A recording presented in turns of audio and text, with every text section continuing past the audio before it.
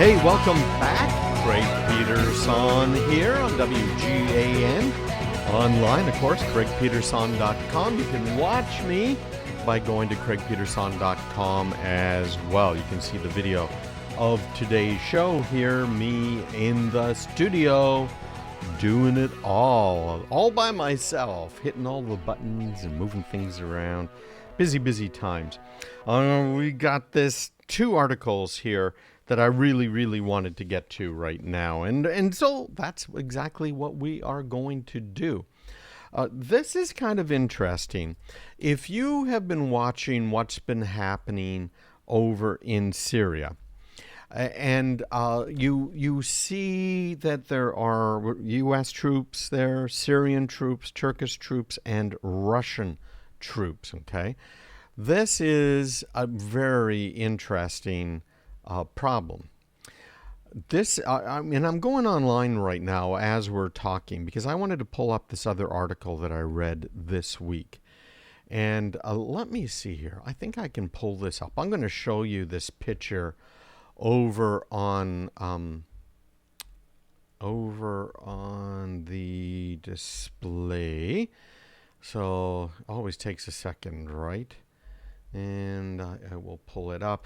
But Russia has a tank over in Syria right now. And they've had it there for a little bit, okay? And, okay, here we go. Okay, so I got the picture of the tank. Let me pull it up. Okay, so if you're watching this on the video, you'll see the tank up there right now. But this is a remote control tank. And if you look at it, I got to tell you, it looks pretty substantial.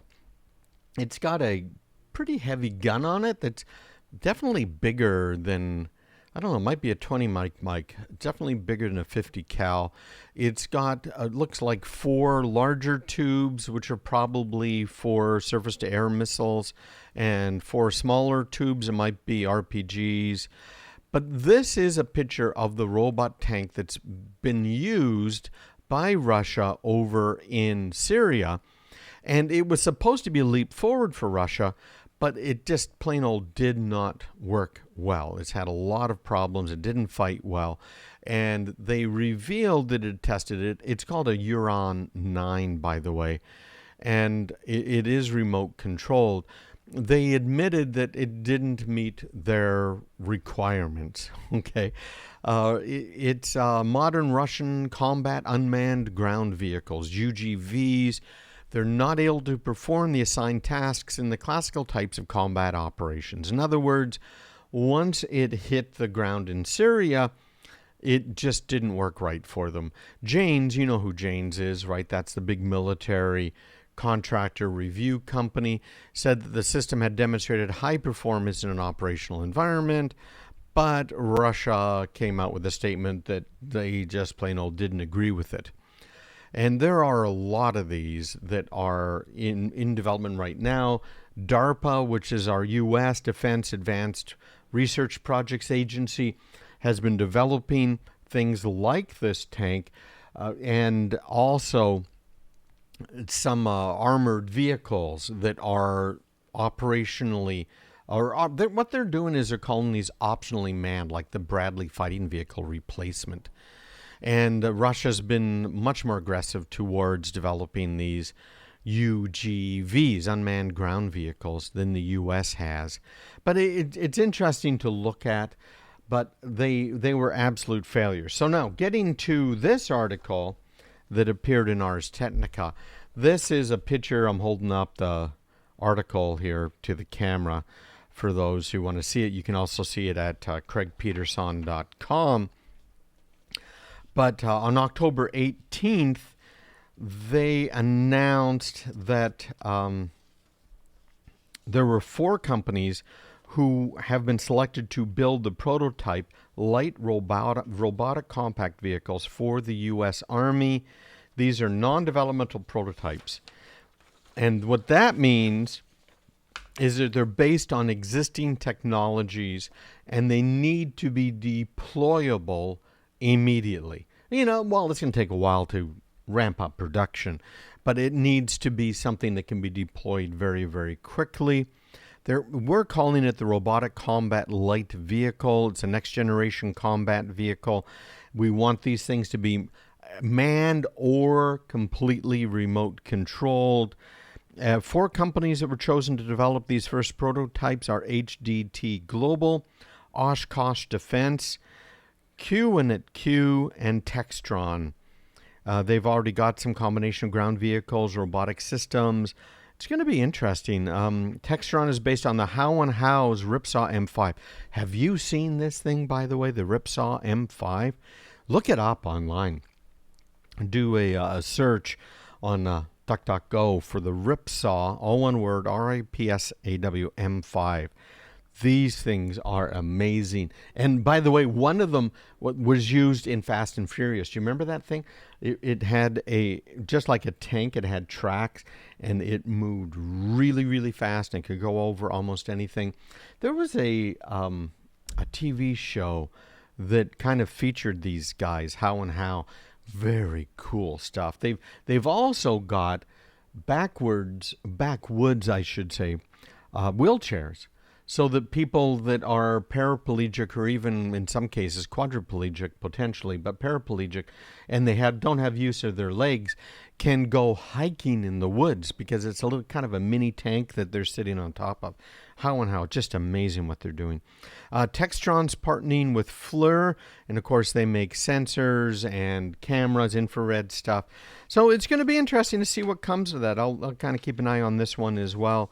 Our robo tank. I do like this picture. This is obviously an artist rendering, although obvious, right? It looks like it's a real tank sitting in the woods. The next thing ties into this, our next article, and this is about Microsoft. I think this one is cool as heck. Also from Ars Technica this week. They're calling this their DreamWalker. And it's a virtual reality system. And right now you have to wear, let me see, I'll pull this picture up. Oh, I don't have this picture handy. But it's absolutely amazing because it's so huge. Okay. Right now the guy has to wear this big backpack. He has to wear a special helmet. There are special transceivers on him, but watch this. This is going to end up being in a smartphone. In fact, the rumors are that the iPhone 11 that'll be coming out next year, it might not make it into the 12 that's coming out next year, might not make it into the iPhone 12, might be the iPhone 13 unless they skip that number. Apple's developing some very cool glasses that have full VR function. So with this, the researchers at Microsoft have developed some VR, which is virtual reality technologies, and it lets you remain fully immersed in a virtual world while you're in public places traveling on foot. So think about this for a minute. If you're walking to work in a city, you can actually be involved in this virtual environment while you are still, according to Microsoft, safely navigating a given route in real-world environments, such as a daily walk to work, while seeing themselves strolling a different VR world, such as a city they're choosing. Very, very cool. So this is in their research division. They actually have a prototype that is working.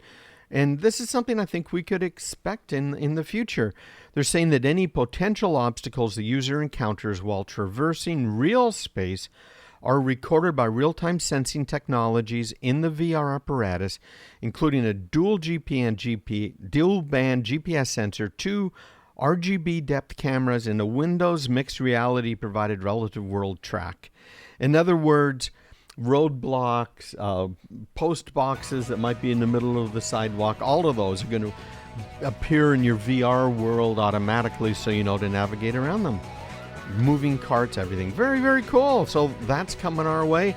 And I'm coming your way again here in our final segment. We're going to talk about a Facebook lawsuit and vulnerabilities that we are not addressing in our businesses when it comes to apps. So stick around. You're listening to Craig Peterson on WGAN and online, of course, craigpeterson.com.